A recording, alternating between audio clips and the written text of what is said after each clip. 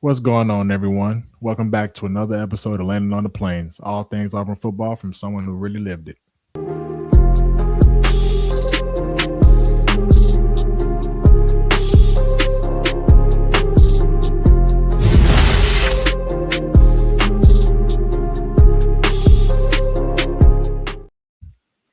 Welcome back.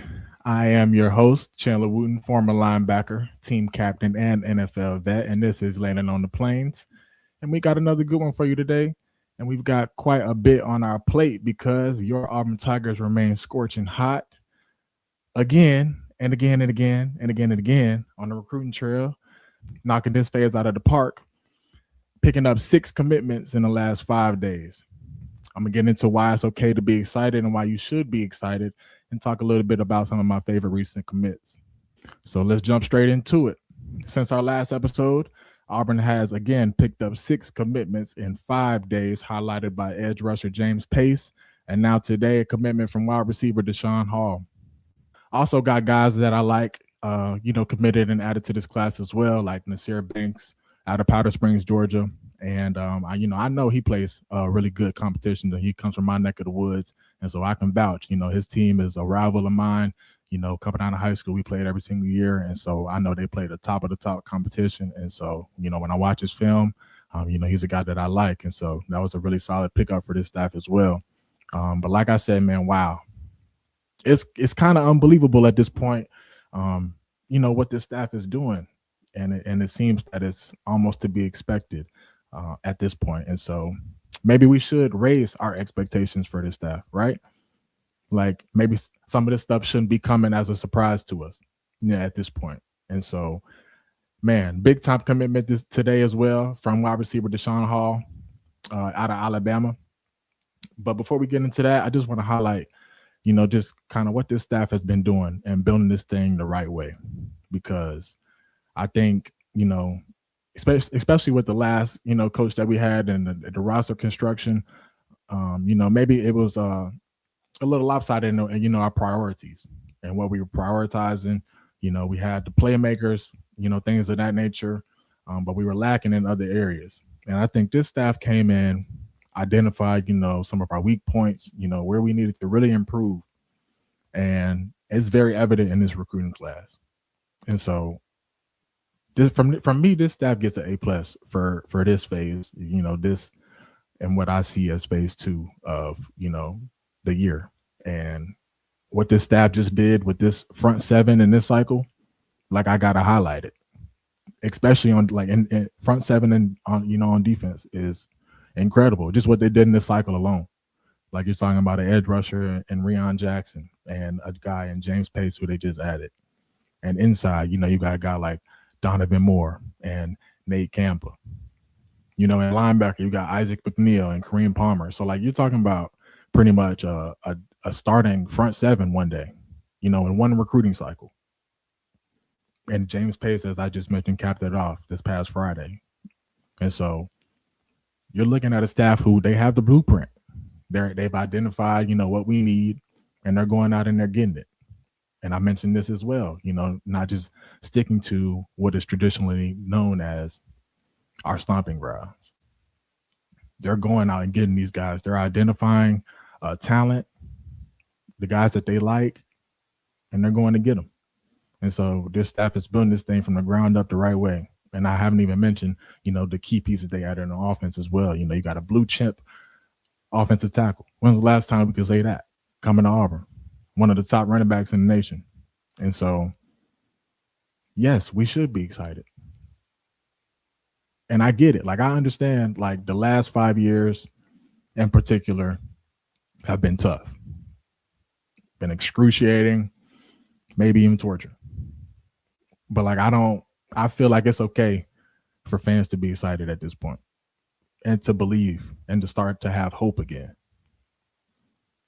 And I also feel like it's okay to be consciously optimistic as well, for the people who don't want to, be extremely excited right now. But right now, as I see it, as I just mentioned, we just wrapped up phase 2 or second quarter.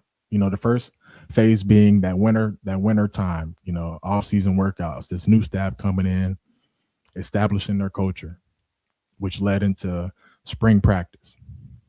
And you want to go into spring, establish your playbook offensively, get guys comfortable, be able to have a physical spring, but come out relatively healthy, which we did. So check. That's phase one. Phase two being what we've been doing the last month and a half or so, recruiting, getting these guys on campus, shoring up this class and solidifying this class, going out and identifying these guys that they like I said, getting them on campus and getting the majority of their class locked down. And I think they still, they still got some guys that they're still pursuing. Like, I don't think they're done. They don't seem to be done. And at this point, we can't expect them to be. But for me, phase two, they get an A+. So as I see it, they hit the first phase out of the park, established their culture, had a great spring. Guys got better, more comfortable with the offensive scheme. Some guys came over from that system as well. And so check. Phase two, check. And we'll get into phase three here now.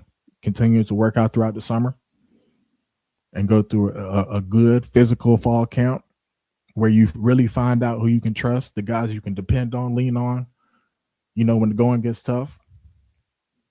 Find out who can play and who knows when and where to line up, communicate, all of those little things. The guys that you really trust. That's what this time is about, from here until the end of camp. And that's phase three. And obviously phase four being the season, which we got to translate into some wins. But none of that happens without, having a good first part of the year, which we've just done.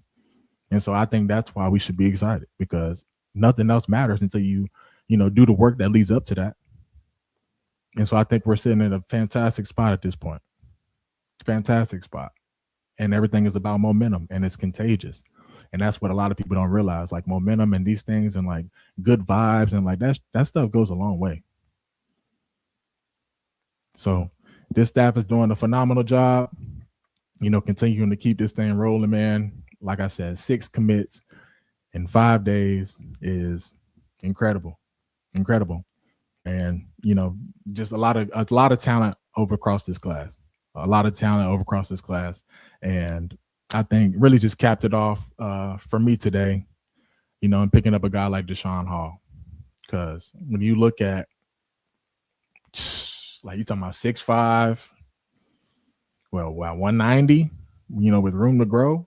And, one of the things that jumps off, the highlight film or the tape when you watch him is you can see the potential in the room to grow, even though he's already super good, right?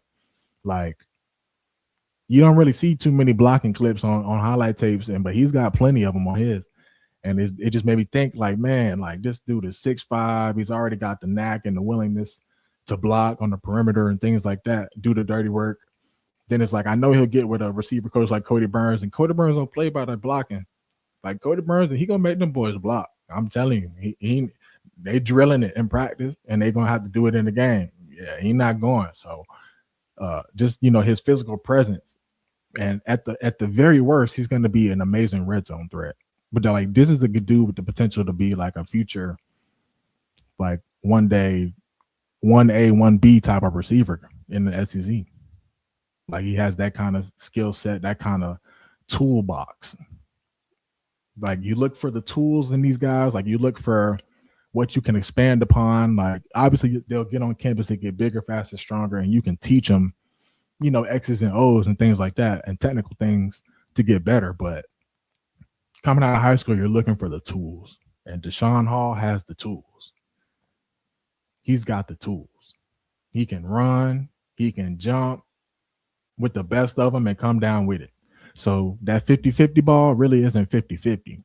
And in football, that's, man, you got to do it out there who's not 50-50, and it's it just messes up your entire game plan as a defensive coach or a game planner for a guy like that who can take the top off the defense. But it's when that ball's in the air, it's not 50-50. It's really 75-25, because, yeah, it's 50-50 that'll catch it, but the 50% that you had is half the percent of the time it's going to be a flag. especially with these referees.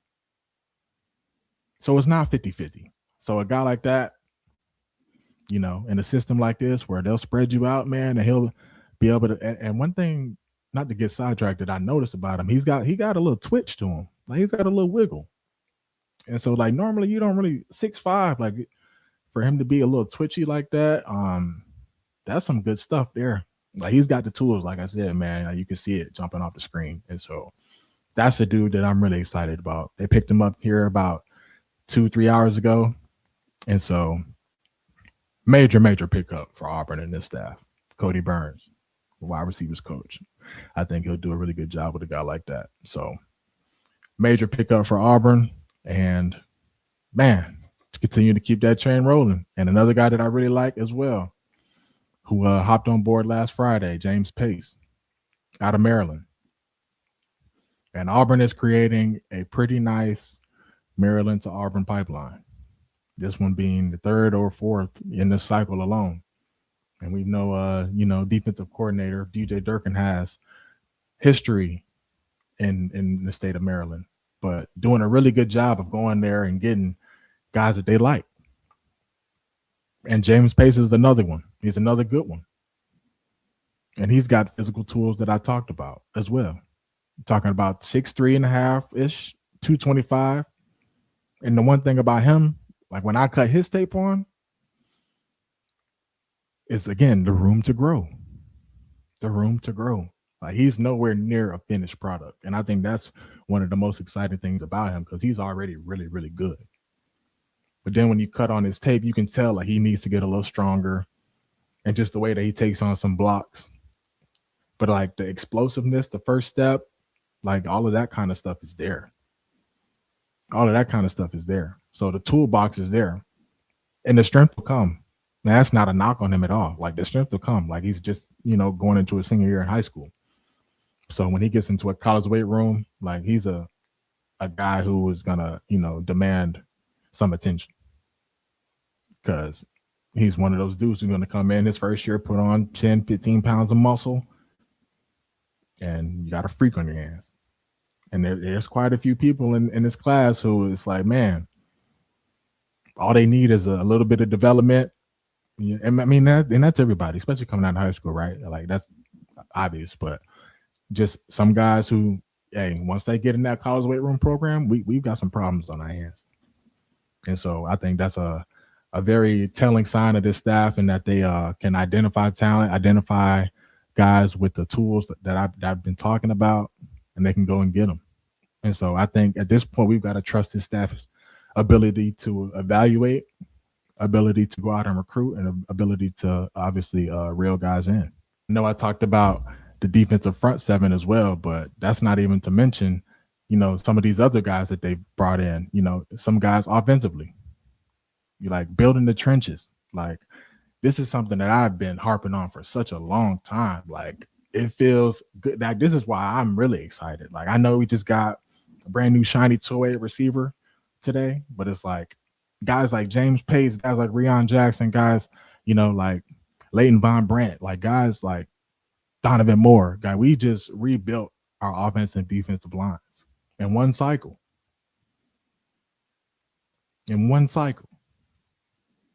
And so to me, that is something to be excited about.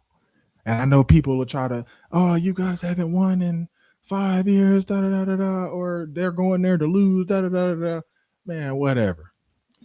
I'm not trying to hear that. I don't care about that, because at the end of the day, if we weren't recruiting at all, what would they be saying? Exactly. So it's like, I think at this point, like phase 2, hit it out the park. So now as we go into this dead period, I think guys, can't go on campus. Obviously, no in-person contact. Now we're in that dead period until I believe it's September 1st, if I'm not mistaken. But at this point, I believe we're up to 24 commitments. And so don't foresee too many more. But again, I said that, a week and a half or 2 weeks ago. So I don't know. But at the end of the day, we're already up to 24. So it really can't be too many more. But still in the running for a few guys as well. So we'll see how it continues to shake out. Like I said, it seems to be that we aren't completely finished at this point, and so still got a few decisions from a couple guys who we've been, pursuing. So, like I said, we'll see how it shakes out. Also, just lost a guy to Missouri as well, which was reported, to be happening sooner rather than later. So that's the name of the game. You win some, you lose some. But at the end of the day, like for this staff to come in when they came in, and establish themselves this way, I think all signs are pointing up. When this staff is trending up, Auburn is trending up, and I think, like I said, you just have to ride that momentum like it's contagious. Like it'll spill over into the locker room. Like guys should be confident and seeing what this staff can do, and they haven't even won a game yet. And so, if I'm a player, I'm like, bro, we really have to get some W's under our belt. Like we have to, because I'm telling you, some wins this year will set this thing on fire in the best way possible. I'm telling you, some wins this year will set this thing on fire in the best way possible. And it's possible. It's obtainable. And I think the key for us going into this season will be a fast start. Like we come out the blocks hot, ain't no telling what we can do and accomplish because we got talent. And I think a lot of people are asleep on what we can do. And so that's why I think people should be excited, man, because not just what we've done in recruiting, but hey, it's been a lot of talk about what will and won't happen. But I think this team will really surprise a lot of people. And so with that being said, I think we're in for a surprise in the best way possible. And you couple that with what they've been doing on the recruiting trail, and you predict that and project that into the future, I think we're headed back up. And so for me, that's why I'm excited. And that's all we got for today. I appreciate you tuning in. Make sure you like, share, and subscribe. And as always, War Eagle. We'll catch you on the next one.